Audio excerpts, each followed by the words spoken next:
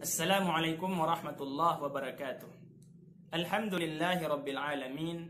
Wassalatu wassalamu ala ashrafil anbiya'i wal mursalin wa ala alihi wa ashabihi wa man tabi'ahum bi ihsanin ila yaumiddin. Kaum muslimin rahimani wa rahimakumullah. Alhamdulillah, kita kini sedang berada di bulan puasa yang penuh dengan berkah insyaallah. Kita sedang melaksanakan ibadah puasa. Untuk itu pada kali kita membahas fikih puasa.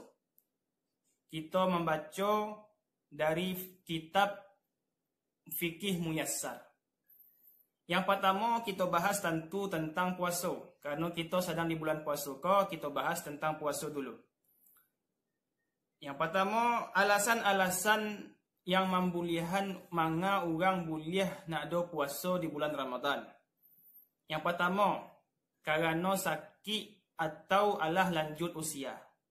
Jadi orang sakit atau orang tua yang alah lanjut bana umur itu nyo bisa boleh nak do puasa. Jadi kalau orang sakit dan orang yang alah lanjut usia boleh nak do puasa, tapi nyo harus mengganti puasanya tu. Allah Subhanahu wa taala berfirman, "Faman kana minkum maridan aw ala safarin fa'iddatun min ayyamin ukhar." Barang siapa yang sedang sakit atau sedang menempuh perjalanan jauh, inyo boleh mengganti puasanya tu di hari-hari yang lain selain bulan Ramadan. Jadi kaum muslimin rahimani wa rahimakumullah, orang sakit ko pun ada dua macam. Ada orang sakit yang bisa sembuh. Maksudnya apa? Orang sakit yang sakit itu sebentar je, bisa diharapkan kesembuhannya. Dan ada orang sakit yang nak bisa diharapkan lagi kesembuhannya. Sakit adalah bertahun-tahun. Iko dua macam orang sakit. Iko berbeza cara penanganannya. Orang sakit pertama cako yang bisa sembuh, yang diharapkan sembuh paling tu sakit 3 atau 2 hari, itu inyo membayar mengganti puasanya di hari-hari yang lain. Kalau orang yang sakit nak do bisa diharapkan kesembuhannya, itu adalah sakit bertahun-tahun, inyo itu cara membayar puasa dengan cara membayar fidyah. Dengan cara membayar fidyah. Jadi orang sakit yang adalah sakit bertahun-tahun nak do sembuh-sembuh, itu inyo nak do cara lain selain membayar fidyah. Dan begitupun orang tua yang alah lanjut usia, yang memang nak do bisa lai puasa, itu ancae memang membayar fidyah. Nah, membahas tentang fidyah iko, membayar fidyah itu ba'a caroe. Itu ada dua macam cara membayar fidyah. Yang pertama, membayar fidyah itu dengan makanan. Makanan yang adalah siap langsung. Makanan yang adalah jadi. Seperti nasi bungkui atau rantang. Misalnya, haiko inyo nak do puasa, bayar fidyah, diagih untuk seorang orang miskin. Nasi rantang tu walah ada situ, itu diagih dekat orang miskin. Itu cara pertama.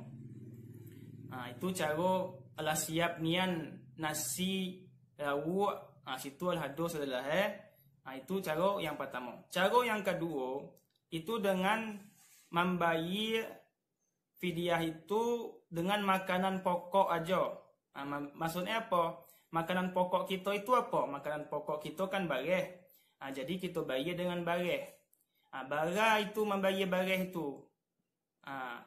Para ulama menyebutkan membayar fidyah itu setengah sak dari bareh. Setengah sak bareh itu kira-kira ukurannya 1 kilo 125 gram. Kalau dilebihan nak manga, 1 kilo setengah dilebihan tu nak do manga. Dikalikan itu fidyah 30 hari. Kira-kira itulah yang dibayar dekat orang miskin tu. Itu untuk makanan pokok. Jadi ada dua macam itu. Makanan siap saji atau makanan pokok. Kalau masalah cako di makanan pokok, janganlah diagih bareh itu tok je. kita agih juga paling indah talu 30 butir. Kan? Habis itu kan ada mungkin juga hanya magih talu tok tu je. Kan inyo perlu memasak talu kita agih lah minyak manis bagai bimoli 2 liter paling kurang. Itu kira-kira cara membayar fidyah. Dan dekat sia kita membayar fidyah itu, kita membayar fidyah dekat orang-orang fakir miskin. Kita cari, misalnya kalau ada kerabat kita atau sanak-sanak kita yang fakir miskin, yang hubungannya dekat sama awak, itulah yang paling utama kita agih dulu fidyah. Misalnya kalau nak ada sanak kita atau kerabat kita, barulah kita cari orang-orang lain yang fakir miskin. Dekat situlah kita agih fidyah itu. Kabaa pula kalau membayar fidyah dengan kepiang. Iko terjadi perselisihan. Terjadi perselisihan ulama di situ. Ada ulama yang mengecekan boleh bayar pakai kepiang. Ada juga ulama yang mengecekan harus makanan pokok atau makanan siap saji. Itu apa yang wak makan, itu yang wak agih. Kalau pendapat ambo sendiri, ambo lebih condong kepada pendapat membayar dengan makanan pokok. Manga? Karena membayar dengan makanan pokok itu lebih kuat, lebih rajih pendapatnya daripada membayar dengan kepiang. Lebih rajih pendapat membayar dengan makanan pokok daripada dengan kepiang. Kenapa? Manga kita membayar dengan makanan pokok? Karena dahulu Nabi SAW, di zaman Nabi SAW, itu kepiang lah ada. Bukan nak ada kepiang, lah ada. Dinar, dirham itu lah ada. Jadi manga Nabi menyuruh membayar fidyah dengan makanan. Manga nak disuruh dengan kepiang. Di situ bisa kita cari, kita pikirkan sendiri bahwasanya yang paling rajih, yang paling kuat pendapatnya adalah membayar fidyah itu dengan makanan pokok atau makanan siap saji. Mungkin untuk hari iko jo yang dapat ambo sampaikan dulu. InsyaAllah akan kita lanjutkan di hari-hari berikutnya. Assalamualaikum warahmatullahi wabarakatuh.